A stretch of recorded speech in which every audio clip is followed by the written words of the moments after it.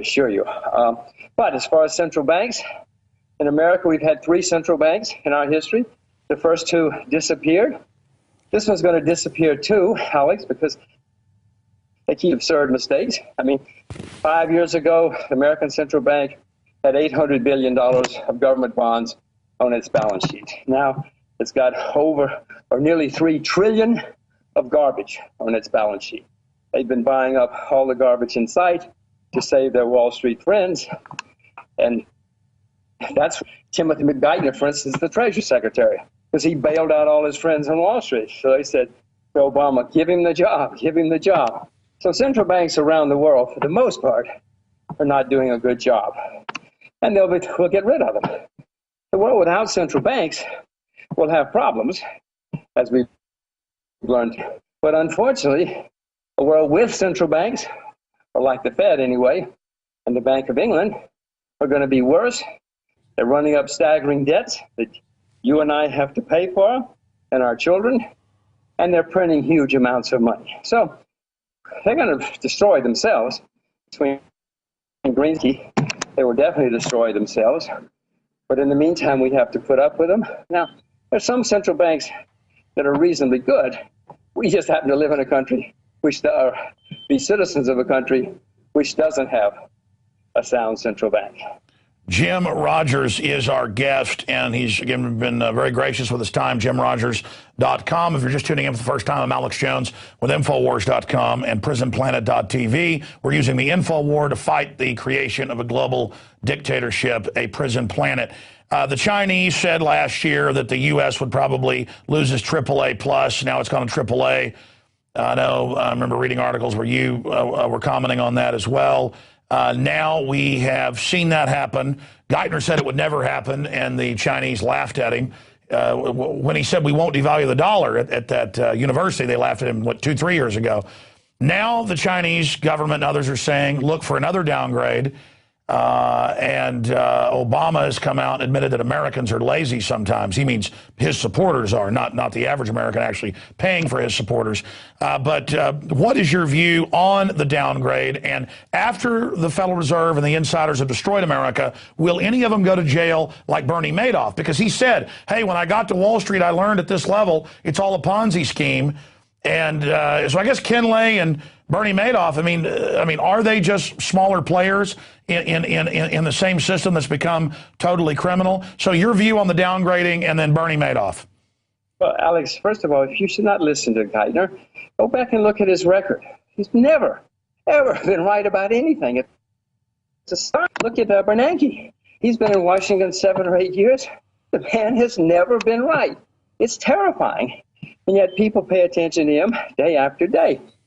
4 years ago, the Federal Reserve, the head chief economist at the Federal Reserve, wrote a scathing paper saying all the people who say that housing is going to be a problem and we're going to have serious problems in America are nuts. How can they possibly say things like that? We have hundreds of the best PhDs in the world working for the Federal Reserve. We're a lot smarter than any of them, and they're nuts. You know the rest of that story. It keeps happening. The guys have gotten it totally wrong. Keep getting it worse, getting more and more wrong, and making things worse for all of us. You look at the former head of Fannie Mae. Totally crooked accounting, total fraud, sham. Guys walking around with tens of millions of dollars. He yanked out of the system. No, nobody's put in jail. Not touching, because he's a big political type, living in Washington with lots of friends, and Fannie Mae at one time was the largest contributor to politicians in America. So no, if you're connected with the right people, unfortunately, you walk away, nobody touched you. Madoff obviously was a criminal, obviously should be in jail, but there are lots of other people who should be in jail too. Unfortunately, I'm afraid the ones in Washington are not going to go to jail. It's not good. It's not at all the way the system is supposed to work. It's happened now. 10 years ago, America used to complain about crony capitalism in Asia. Boy, Asia has nothing like the crony capitalism in Washington, D.C. Well, Jim, things always seem to get a lot worse before they get better, and that's what's scary is historically from studying history, we've got so much further to fall before people actually wake up. But I think Ron Paul being so popular and my website being so popular, your information being so popular, I think is a testament that we're beginning to turn the tide. I do see the beginning of a very deep, really huge awakening taking place.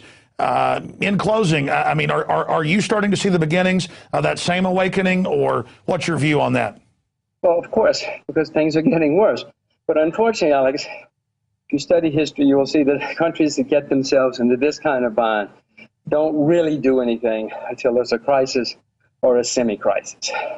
We haven't had even a semi-crisis yet. But, as I said before, we're heading that way, and maybe when things get really, really, really bad, we'll react and do something. The risk, of course, is that throughout history, people have often reacted to the crisis or the semi-crisis with a man on a white horse, a strong general, a strong dictator. America's getting more and more dictatorial in our policies and our practices. And look at all the push for war. Briefly, what's your view on all the warmongering? I'm not going to be involved with any of these wars. In my book, I wrote to my children, I said, everybody who's been in your family since the revolution has served in the military, including me. But when the next war comes, just get away from the war. Nobody's ever won a war. Even the people who think they've won a war, wars are not good. They destroy humans, capital, everything. So I've urged my children to stay away from wars. I'm probably more anti-war than anybody you know, because wars have never been good for anybody except a few generals who win. Yeah, as Spenley Butler said, two-time Congressional Medal of Honor winner, war is a racket, and it took him a long time to finally figure that out. Jim Roger, let me just say bye to you as the show ends here. You've been very gracious to spend this much time with us while you're working out, and I would love to have you back up when you're done traveling here in the next month to talk about all the other issues that you're researching. JimRogers.com. Thank you for joining us.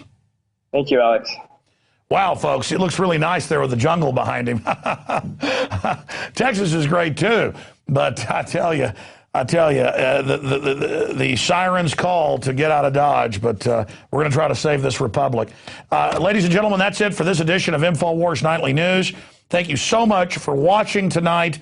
We had Jason Burmis, investigative journalist, on earlier. If you missed it, getting into the whole Penn State cover-up, and local newspapers with a headline, is this whole thing a state secret? Because it goes a lot deeper. And we, of course, covered all the censorship of Ron Paul because they're scared of those ideas. I'm Alex Jones signing off from the front lines of the Infowar. Hopefully we'll see you back here tomorrow night, 7 o'clock Central. God bless.